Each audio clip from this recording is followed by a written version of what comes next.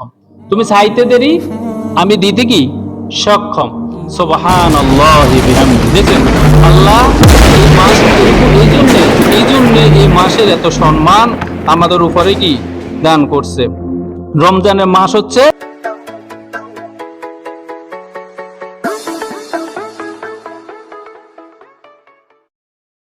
তাহলে কি জান্নাতের দের জন্য সুসংবাদের মাস। সুবহানাল্লাহ। অফুতিহাত আবওয়াবুল জান্নাহ।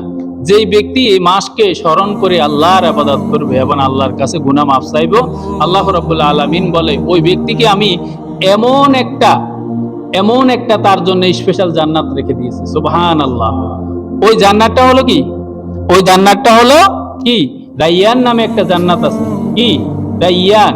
এই রাইয়ান নামে জান্নাত, ওটা শুধু জান্নাতের জন্য এই জান্নাতটা রাখছে আল্লাহ রাব্বুল আলামিন আমাদের জন্য স্পেশাল।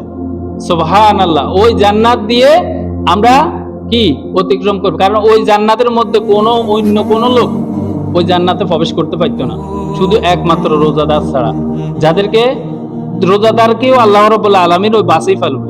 ওই যে হাশরের মাঠে আল্লাহ সুবহানাহু ওয়া তাআলা বলবেন যে ওয়াসাউমুলি ওয়া আনা আজিজি বিহি।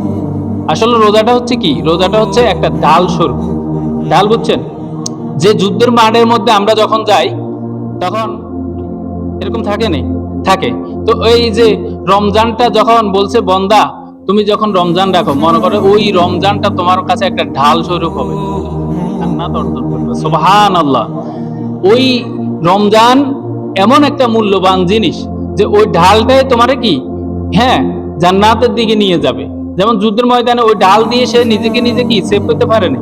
আল্লাহ রাব্বুল আলামিন বলে যে রমজানের মাসে অফুতিহাত আবওয়াবুস সামা। সুবহানাল্লাহি ওয়া বিহামদি। প্রথমত আমি ফেরেশতাদেরকে বলি তোমরা ওই রমজান যখন আসে, রমজানের শুরুতে তোমরা আবওয়াবুস সামা, আসমানের দরজাগুলো এরকম খুলে দাও। সুবহানাল্লাহ। এবং দ্বিতীয়ত